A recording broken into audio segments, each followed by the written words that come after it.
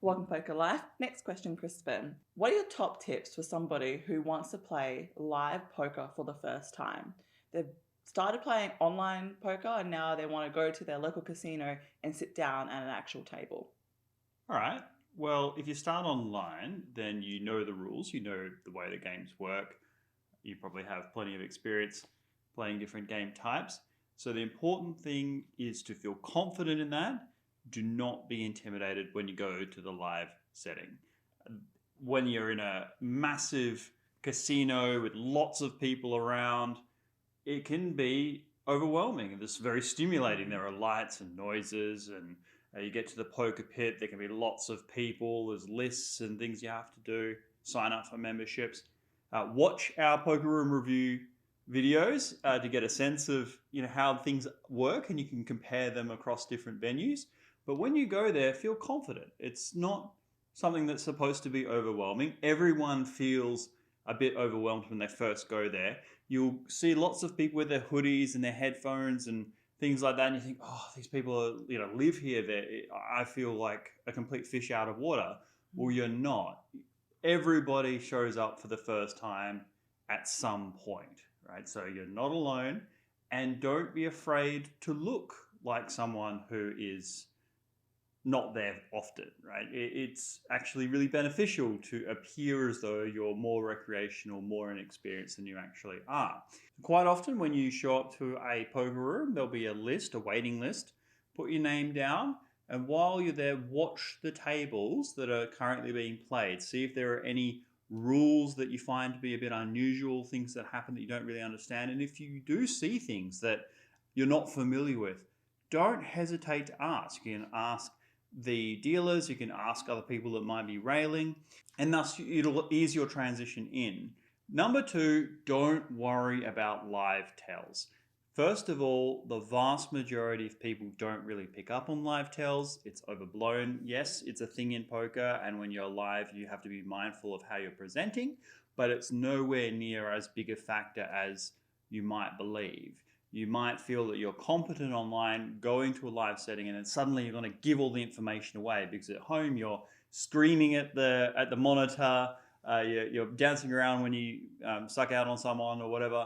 Whereas in the live setting, yes, you do need to contain yourself, both for your own tells, but also just etiquette. Nevertheless, it's not anywhere near as big a deal as you think it is. If you're competent online, then you're going to be fine in the live setting. Don't worry about it. The only thing you might want to keep an eye on is timing. So when you're online, you might be jumping between multiple tables, not really focusing too much on that. Whereas in a live setting, you're at one table playing 25 hands an hour, so everyone can see you as you're making your decision. So don't do things that are too jumpy, too out of the ordinary. Just take your time to make your decision and you'll be fine.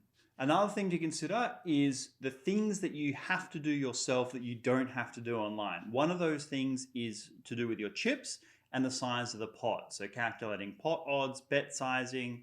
Make sure you think about that before it's your turn to act, because online, all of that's done for you automatically. Often people who start out online never actually spend time working things out in their head because it's all done for them instantly. You'll have to do that on your own. Most dealers can't tell you how much is in the pot. They can spread around trips so you can kind of have a look yourself, but they won't tell you exactly how much it is. They'll tell you how much has been bet, but that's just about all. Equally, when you're looking at your hand, make sure you are seriously considering what you actually have, because online often it'll tell you in little text down the bottom, you have two pair or one pair or straight. Well, live, obviously no one is going to be telling you what you have. I know it seems silly, but every person misreads their hand at some point. I've misread my hand plenty of times. It's true for all people who play poker. Just make sure you're focused on that. These are things that you don't have to do online, but do have to do live. And then the last thing I'd say is your etiquette. Online, it doesn't really matter. People throw emoticons at each other and have all kinds of trash talk. In live, it's really important to make others feel welcome.